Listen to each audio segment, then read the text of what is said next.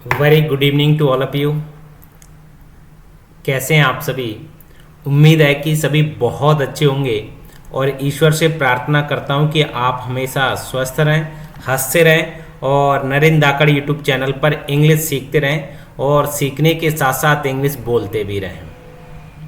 इतनी सारी दुआओं के साथ आज की क्लास को हम स्टार्ट करते हैं। आज की क्लास मैं आपको कल बताया था कि टेंस की ही क्लास लूँगा, बट टेंस की क्लास के साथ साथ मैंने आपको ये भी बताया होगा कि जो मैंने आज पढ़ाया है उसको फिर से एक बार और पढ़ाऊंगा मैं। उसका रीज़न ये था कि कल की जो अपनी क्लास थी वो सही से चल नहीं पाई थी ड्यू टू द इंटरनेट। कभी कभी लैग हो रही थी, कभी कभी चल रही थी, तो मैं आज आपको फिर से टेंस लूंगा। ज़्यादा टेंस के डेफिनेशन में या टेंस के बारे में बताने में टाइम वेस्ट नहीं करूंगा। उसका रीजन है कि हर बच्चा जानता है कि टेंस हमारे, जिसको हिंदी में काल बोलते हैं, ये समय का बोध कराते हैं, समय का बोध कराते हैं। अब समय का बोध कैसे होता है सर, ये भी हमें बताइए। समय के बारे में बताते हैं। जैसे मान लो कि कोई काम आप अभी करते हो, अभी जैसे आप रेगुलर क्लास लेते हो, तो ये बात होती है वर्तमान काल की। किसकी? वर्तमान काल की। अब जो वर्तमान काल होता है उसी को बोला जाता है प्रेजेंट टेंस। कौन सा टेंस? Present tense. क्लियर हुआ ना इतना?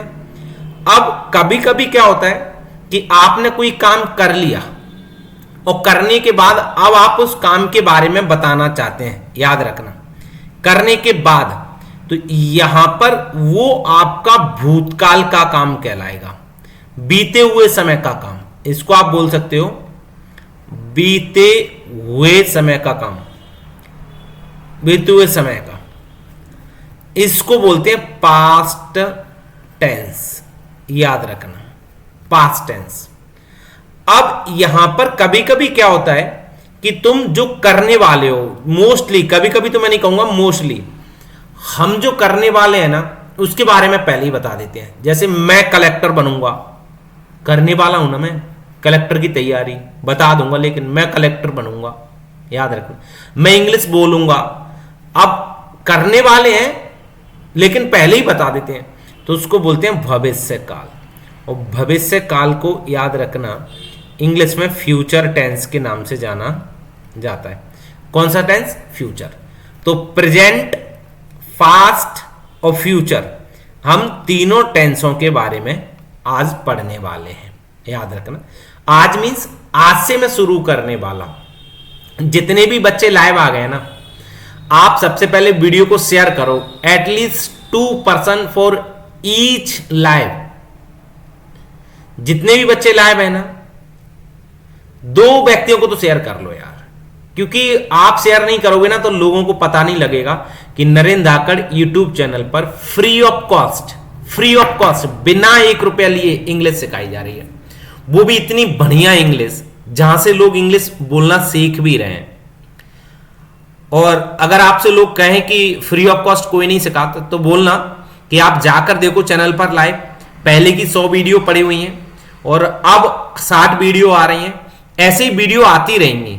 लाइव फ्री है, 1 रुपया नहीं है, याद रखना, बट फीस इतनी है कि आपको कम से कम 2 लोगों को शेयर करना है। ठीक है ना?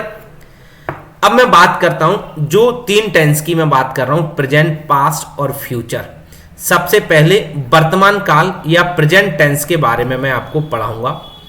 प्रेजेंट टेंस के बारे में जब मैं पढ़ाऊंगा तो यहां पर आपको बताऊंगा टेंसों को 4 भागों में बांटा जाता है। एक तो बांटा जाता है इंडेफिनिट, याद रखना, जो मैं अभी आपको पढ़ाने वाला हूं, जैसा कि आपके सामने लिखा हुआ है, ये देखो जरा, ये। दूसरा आपको देखने को मिलेगा कंटिन्यूअस। तीसरा आपको देखने को मिलेगा परफेक्ट। एक एक से पढ़ाऊंगा, बिल्कुल क्लियर कराऊंगा। चौथा आपको देखने को मिलेगा परफेक्ट कंटिन्यूअस, याद रखना। अब इन चारों टेंसों को या चारों टाइप्स को हम तीनों टेंस में पढ़ेंगे। जैसे यहां प्रेजेंट में मैंने आपको लिखवा दिया, यही सेम आपको देखने को मिलेंगे पास्ट में। किसमें? पास्ट में। 1 2 3 4 पास्ट में भी देखने को मिलेंगे। और यही तीनों आपको याद रखना फ्यूचर में भी देखने को मिलेंगे। किसमें? फ्यूचर में। 1 2 3 4 क्लियर ना? लेकिन अब मैंने आपको बोल दिया कि ये टाइप्स प्रेजेंट में भी है, पास्ट में भी है और फ्यूचर में भी है। तो अभी अपन समझेंगे प्रेजेंट इंडेफिनिट को, जैसा कि आपके पास हेडिंग है। मैं इसको इरेज कर रहा हूं जितना मैंने लिख लिया है अभी, ठीक है ना? आपने समझ लिया होगा, क्योंकि मुझे स्पेस चाहिए प्रेजेंट इंडेफिनिट को आपको समझाने के लिए। याद रखना, आप नेम भले याद रखो या ना रखो, बस आप तो ये देख लो कि इस टाइप के सेंटेंस आएंगे तो इंग्लिश में कैसे बोलेंगे, इतना इतना। जैसे अभी मैंने आपसे बोला ये प्रेजेंट इंडेफिनिट है, याद रखना कैसा है प्रेजेंट इंडेफिनिट। सर हम पहचानेंगे कैसे? यदि वाक्य के अंत में या सेंटेंस के अंत में, याद रखना, ता है, ती है, ती है, ते है, ये अगर आ जाए वाक्य के अंत में, यहां लिख दूं जरा मैं, नहीं तो आप कहोगे कि सर ये क्या है। शेयर जरूर कर लो, शेयर कर लो भैया, याद रखना शेयर करना है आपको, क्योंकि इतना बढ़िया कंटेंट फ्री ऑफ कॉस्ट पूरा आपको कहीं नहीं मिलने वाला।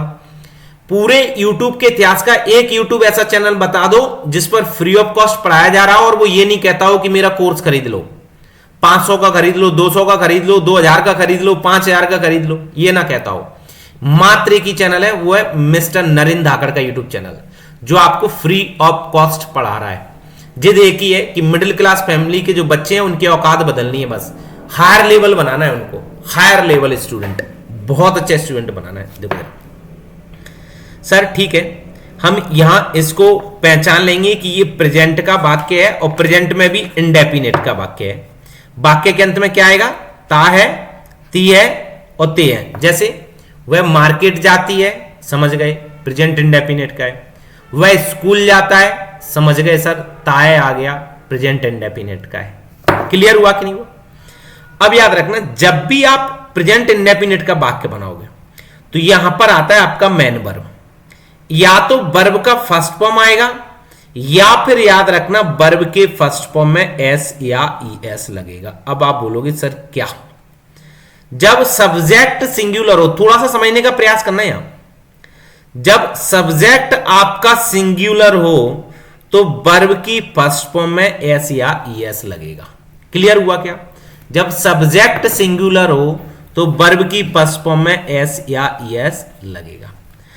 अगर सब्जेक्ट आपके पास प्लूरल है, प्लूरल मीन्स बहुवचन, मीन्स सब्जेक्ट में एक से ज्यादा चीजें हैं, तो वर्ब की फर्स्ट फॉर्म आएगी। और जब सब्जेक्ट में एक ही चीज है, कोई एक व्यक्ति, कोई एक चीज है, तो सिंगुलर होगा, जिसको बोलेंगे एक वचन, एक वचन। और याद रखना, जो एक वचन आप बोल रहे हो, जो एक वचन आप बोल रहे हो, इसके लिए या तो वर्ब में फर्स्ट फॉर्म में एस आएगा या ई एस आएगा। थोड़ा सा मैं आपको बता देता हूं कि मोस्टली केसेस में क्या होता है, यदि वर्ब के लास्ट में ओ आ जाए, वर्ब के लास्ट का वर्ड जो कैरेक्टर है वो आ जाए, या एस एच आ जाए, या सी एच आ जाए, या फिर एक्स आ जाए। अगर ये लास्ट कैरेक्टर है वर्ब का, क्रिया का, तो याद रखना इन सब केसेस में वर्ब में ई एस ऐड होता है। क्या ऐड होता है? E S. इसके अलावा वर्ब में याद रखना एस ऐड होता है। ऑल, इसके अलावा मोस्टली केसेस की कंडीशन बता रहा हूं, एक दो अपवाद और मिल जाएंगे आपको देखने को, इसके अलावा एस ऐड होता है। क्लियर हो गया क्या? अभी एग्जाम्पल बताऊंगा ना, तब समझ में आएगा पूरा। इतना समझा? अब यहां पर समझो, अगर मैं निगेटिव बना रहा हूं या इंटेरोगेटिव बना रहा हूं, तो याद रखना, तो हेल्पिंग वर्ब आती है इसमें डू या डज। इसको और समझ लो, फिर मैं स्टार्ट करता हूं स्ट्रक्चर से आपको पढ़ाना। डू या डज, जैसा डू कब आएगा? जब सब्जेक्ट आपका प्लूरल हो, बहुवचन हो, सब्जेक्ट आपका क्या हो? बहुवचन सब्जेक्ट, तो डू आएगा। मैं फिर बोलूंगा कि सब्जेक्ट आपका सिंगुलर है या सब्जेक्ट आपका एक वचन है, तो याद रखना यहां पर क्या आएगा, फिर डज आएगा। क्या आएगा? डज। क्लियर है ना? चाहे इंटेरोगेटिव हो, चाहे नेगेटिव हो, चाहे क्वेश्चन वर्ड वाला हो। क्लियर हुआ क्या? क्लियर हुआ क्या? कमेंट में लिखो अगर क्लियर हुआ तो। एक एक पॉइंट क्लियर कराऊंगा आपको, एक एक पॉइंट याद रखना, बट शर्त एक ही है कि शेयर करना है, फीस कोई नहीं है, शेयर करने ही मेरी फीस है। लाइक करना और सब्सक्राइब करना चैनल को, यही मेरी सबसे बड़ी फीस है। फ्री ऑफ कॉस्ट दूंगा, free of cost content better से बेटर। और जब भी हर बार नई सीरीज लेकर आऊंगा ना वीडियोस की, कुछ ना कुछ इंप्रूव करके लाऊंगा, क्योंकि पहले के 100 वीडियो देख लो, मैं भी हेजिटेट होता था, पहली बार ऑनलाइन लाइव पढ़ा रहा था, याद रखना। और अब मैं आपको उतना फ्लुएंटली पढ़ा रहा हूं, कोई दिक्कत नहीं आ रही। तो अगले जो सीरीज लेकर आऊंगा उनमें और बेटर पढ़ाऊंगा। इंप्रूव करना मेरी खुद की पहचान है कि मैं अपने आप में इंप्रूव करता रहता हूं। जो बच्चे ऑफलाइन पढ़ते हैं उनको पता है, ठीक है ना? देखो जरा, अब बात करते हैं डायरेक्ट स्ट्रक्चर की। जब भी आप प्रेजेंट इंडेफिनिट सिंपल की अगर बात करोगे तो यहां पर सब्जेक्ट देन वर्ब का फर्स्ट फॉर्म या वर्ब का फिफ्थ फॉर्म या ऑब्जेक्ट आएगा। अब आप कहोगे सर वर्ब का फर्स्ट फॉर्म तो हमने सुना है गो, लेकिन ये यही गो का अगर मैं फिफ्थ फॉर्म पूछूं तो क्या हो जाएगा? कुछ नहीं होगा। जब गो में ई एस लगा दोगे, मैं कहा ना सब्जेक्ट सिंगुलर है तब, तो इसको मैं बोल दूंगा फिफ्थ फॉर्म। क्लियर हो गया क्या? फिफ्थ फॉर्म क्लियर हो गया क्या? दिक्कत तो नहीं फिफ्थ फॉर्म में?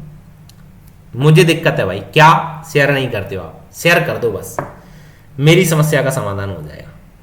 तुम्हारी हर समस्या का समाधान तो मैं कर रहा हूं ना, तो तुम मेरी का भी करो, शेयर करो। देखो जरा, अब एग्जांपल लेता हूं मैं, एग्जाम्पल से समझ में आएगा। वह है, देखो जरा यहां पर देखो, वह है स्कूल जाती है। बनाओ इसको इंग्लिश में। सबसे पहले क्या करना है, हमको सब्जेक्ट पहचानना है। देखो सब्जेक्ट क्या है इसमें? वह है। अब चूंकि वह लड़की है तो क्या आएगा? सी। अब जब लड़की है तो सी आएगा। सी अब यहां पर आएगा वर्ब का फर्स्ट फॉर्म या फिफ्थ फॉर्म। अब पहचानना आपको है, सी सिंगुलर है कि सी प्लूरल है, इतना बताओ मुझे, बताओ मुझे, बताओ कमेंट में। तो सी आपका सिंगुलर है, और सिंगुलर है तो वर्ब क्या है यहां पर? जाना। तो जाना में क्या आ जाएगा? यस ऐड हो जाएगा। गोज टू स्कूल, कहां जाती है? स्कूल जाती है ना, goes to school, she goes to school. Clear हुआ क्या? एक बार और, सब्जेक्ट तो लिख लिया सी। अब हमको या तो वर्ब की फर्स्ट फॉर्म या वर्ब की फिफ्थ फॉर्म। तो मैंने बताया फिफ्थ फॉर्म तो तब आएगी जब सब्जेक्ट सिंगुलर हो। तो यहां पर सब्जेक्ट सिंगुलर है, सी सिंगुलर है कि नहीं है? सब्जेक्ट सिंगुलर है, तो आपने लगा दिया गोज, GOES, याद रखना, वही आपका फिफ्थ फॉर्म बन गया। वर्ब है क्या इसमें? जाना। जाना की इंग्लिश क्या होती है? गो, ठीक है ना? बचे वो क्या? ऑब्जेक्ट। ऑब्जेक्ट क्या था? स्कूल। क्लियर? क्लियर हो गया हो तो कमेंट में लिख दीजिए यस सर क्लियर। देखो रिकॉर्डेड देख रहे हैं वो भी लिखा करो भाई, कमेंट में लिखा करो क्लियर। देखो जरा, अब मान लीजिए कि निगेटिव बनाना है। निगेटिव में वह है स्कूल नहीं जाती है, नहीं जाती है, बनाओ उसको। सब्जेक्ट में क्या आ जाएगा? सी। अब मैंने बोला डू या डज, तो सब्जेक्ट सिंगुलर है तो डज आएगा। सी डज नॉट गो। अब इसमें ऐसे यस नहीं आएगा, क्यों? क्योंकि हम डज पहले ही लिख चुके हैं। क्या लिख चुके हैं पहले? डज।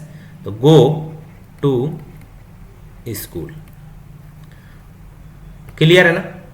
देखो इंटेरोगेटिव, क्या वह स्कूल जाती है? देखो अब इसमें डू या डज पहले आ जाएगा, मींस हेल्पिंग वर्ब पहले आ जाएगी। हेल्पिंग वर्ब, सहायक क्रिया। क्रिया नहीं है ये, सहायक क्रिया है। देखो अब चूंकि सब्जेक्ट सिंगुलर है तो डज आएगा। Does she go to school. Clear है ना? क्लियर है ना? इतना क्लियर है तो कमेंट में लिखो। और अभी प्रैक्टिस के लिए जब दूंगा ना सेंटेंस, तो बनने चाहिए आपसे अगर क्लियर है तो। याद रखना ये आप पर डिपेंड करता है कि आप कितना ले रहे हो। मैं 100% दे रहा हूं आपको अपना 100% फ्री ऑफ कॉस्ट, वो भी बार बार बोला हूं फ्री ऑफ कॉस्ट, कोई नहीं सिखाएगा। पूरे यूट्यूब इतिहास उठाकर देख लीजिए। अगर ऐसा एक चैनल हो तो जो आप कहोगे वो करूंगा मैं, जो आप कहोगे वो। एक चैनल हो जो आपको बोलता हो कि मैं आपसे एक भी पैसा नहीं लूंगा और सिखाऊंगा, फ्री में सिखा रहे होंगे तो वो पैसे कहीं ना कहीं आपको बेच भी रहे होंगे। दूसरा के 800 में ले लो, 900 में ले लो, 1000 में ले लो, ये आपको बेच भी रहे होंगे। मैं 100% श्योर हूं आपको बेच भी रहे होंगे वो। जस्ट अ मिनट, किसी का कॉल आ रहा है, ठीक है ना। देखो यार, अगर आपको इंटेरोगेटिव और निगेटिव बनाना है तो देखो, इंटेरोगेटिव और निगेटिव, क्या वह स्कूल नहीं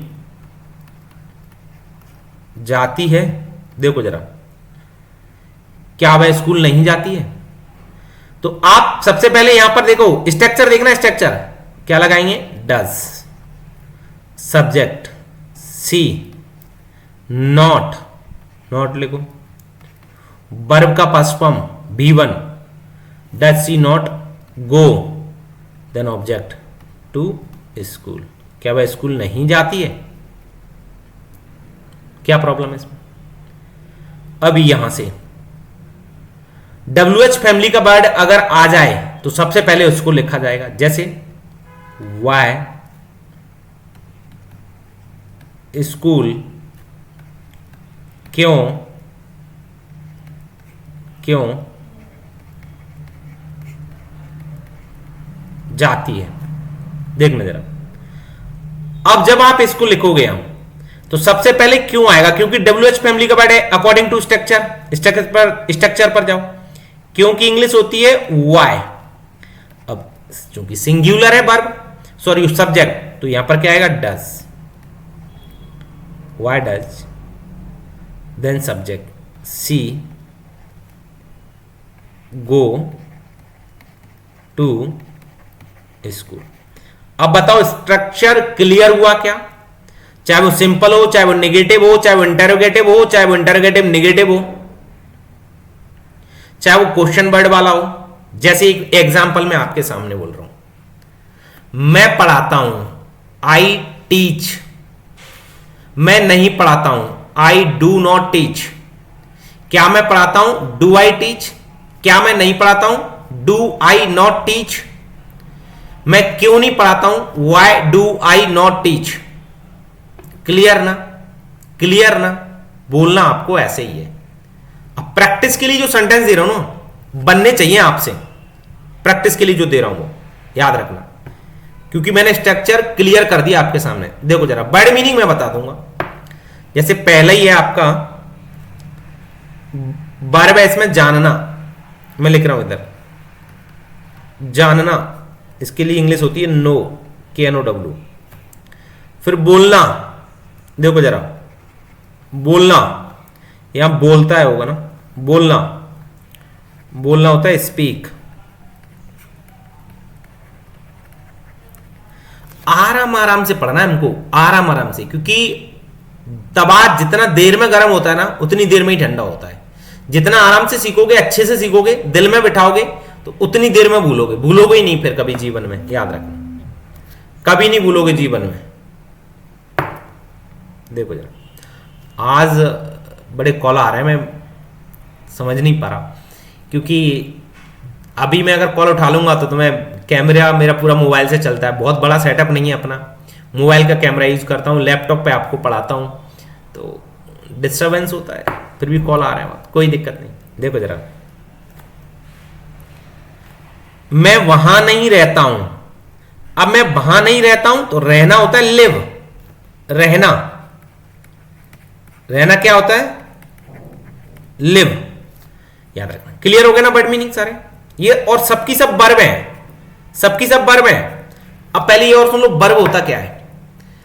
जहां आपको कोई ना कोई काम दिख रहा हो, वहां पर क्रिया होती है, और क्रिया को ही इंग्लिश में वर्ब कहा जाता है।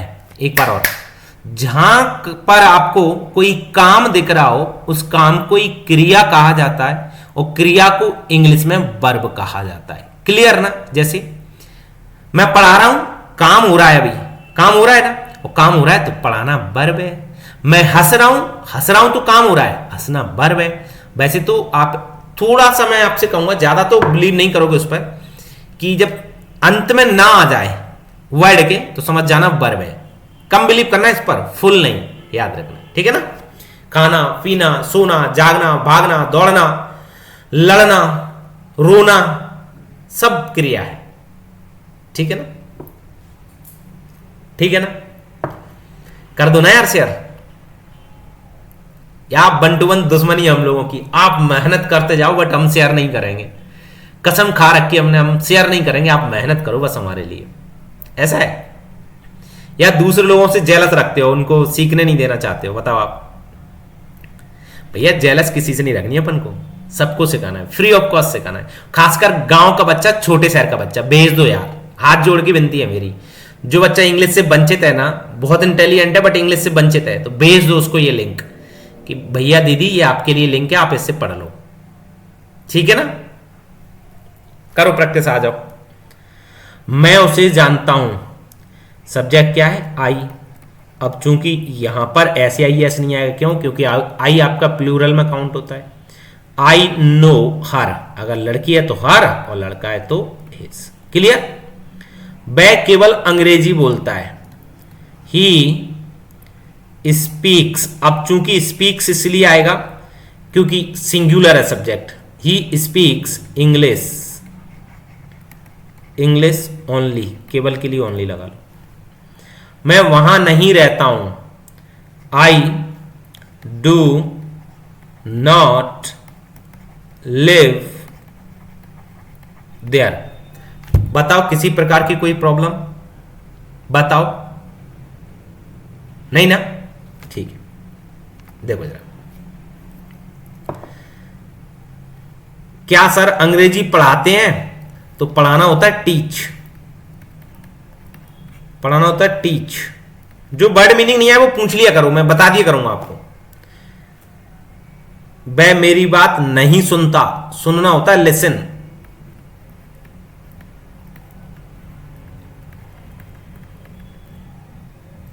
लिसन। पापा मुझे डांटते हैं, डांटना होता है स्कॉल्ड।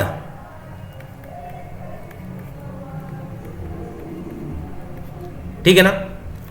ये वर्ड मीनिंग को आप कहीं लिख लिया करो, ठीक है ना? वैसे मेरे पास 200 वर्ब की पीडीएफ है, मैं कभी कोशिश करूंगा कि इसी के साथ गूगल ड्राइव को, उसकी गूगल ड्राइव बना के और अटैच कर दूं लिंक, तो तुम वहां से इसको रिसीव कर लेना, ठीक है ना? कोशिश करूंगा, बट वीडियो शेयर करोगे तब। वीडियो शेयर करो, वीडियो को लाइक करो और कमेंट करो कि वीडियो कैसा लगा आपको। कमेंट नहीं करते हो आपकी वीडियो कैसा लगा। देखो, क्या सर अंग्रेजी पढ़ाते हैं? अब चूंकि सर एक है ना, डच सर टीच इंग्लिश। वह मेरी बात नहीं सुनता। He does not just a minute, listen me. ठीक है? ठीक है ना? देखो, पापा मुझे डांटते हैं। फादर स्कॉल्ड्स मी। पापा मुझे डांटते हैं। स्कॉल्ड्स क्यों? क्योंकि फादर सिंगुलर है ना, पिताजी एक ही है ना। अच्छा, अरे मैं अब नहीं बोल रहा, आप ज्यादा समझदार हो, ज्यादा समझ जाओ, समझ रहे ना? ठीक है ना? देखो जरा अगले सेंटेंस। मम्मी, मेरी मम्मी मुझे नहीं डांटती है। फिर से स्कॉल्ड आगे, डांटना, डांटना स्कॉल्ड। उठना बैकअप, नींद से जगना होता है बैकअप। और पलंग से उठना गेट अप। से पलंग आप नींद से जग गए तो बैकअप, भले ही पलंग पर डले हो, और पलंग से अगर उठ गए ना, आप बिस्तर से उठ गए तो उसको बोलते हैं गेट अप, ठीक है ना। हम मरीजों को रक्तदान नहीं करते हैं। रक्तदान होता है डोनेट, दान होता है डोनेट, दान करना,